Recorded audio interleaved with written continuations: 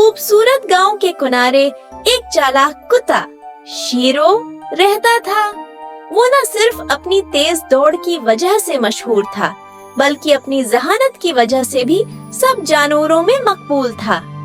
गांव के बच्चे उसके साथ खेलते, बूढ़े उसे अपना मुहाफिज समझते और जंगल के जानवर उसकी अक्लमंदी की मिसालें देते।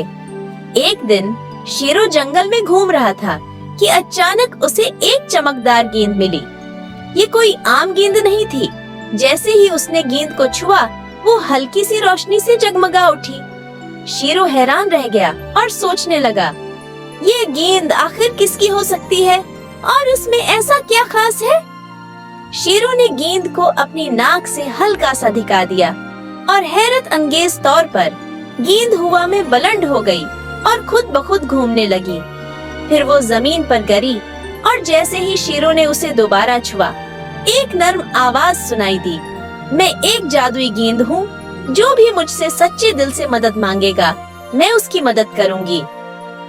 शेरो अभी हैरानी में था कि एक छोटा खरगोश रोता हुआ आया। शेरो भाई, मैं अपने घर का रास्ता भूल गया हूँ। मेरी माँ मेरा इंतजार कर रही होगी। खरगोश ने रोते हुए कहा। शेरो ने मुस्कुराकर जादुई गेंद को देखा और कहा, अगर तुम वाकई मदद कर सकती हो तो इस नन्हे खरगोश को इसके घर का रास्ता दिखा दो। गेंद हवा में घूमी, चमकने लगी और जमीन पर एक चमकदार लकीर नमूदार हुई जो खरगोश के घर तक जा रही थी।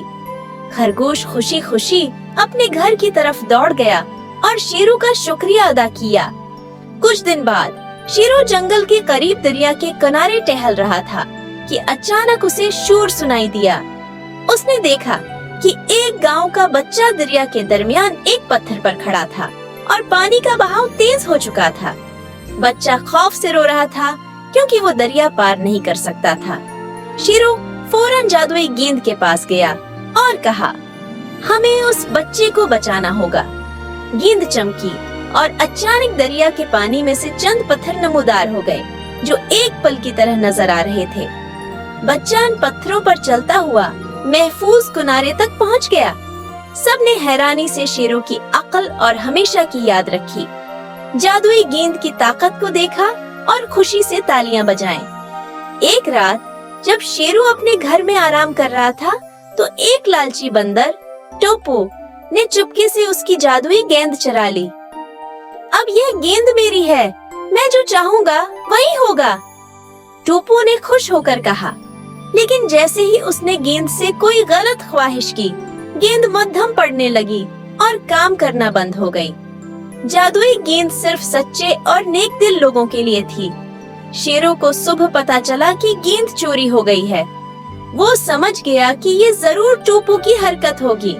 वो बंदर के पास गया और चालाकी से कहा, टोपो भाई, तुमने गेंद ली है, ये तो बहुत अच्छी बात है, मगर क्या तुमने उसका असल राज सुना है? टोपो हैरान होकर बोला, कौन सा राज? शेरो ने कहा, उस गेंद का जादू सिर्फ तभी वापस आता है जब उसे पानी में धोया जाए। टोपो फौरन दरिया के पास गया और जैसे ही उसने गेंद को पानी में डाला, शेरो ने तेजी से आगे बढ़कर गेंद वापस ले ली। बंदर हैरान रह गया और शेरो ने हंसते हुए कहा, चालाकी हमेशा लालच से ज्यादा ताकतवर होती है। शेरो ने दोबारा गेंद को अच्छे कामों के लिए इस्तेमाल किया और गांव के सब लोगों की मदद करता रहा।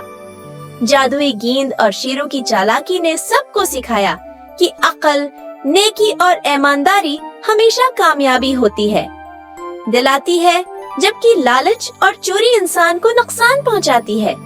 ये कहानी हमें सिखाती है कि अक्लमंदी, ईमानदारी और नेकी हमेशा बुराई पर गालिब आती है और सच्ची नीयत रखने वालों को हमेशा कामयाबी मिलती है।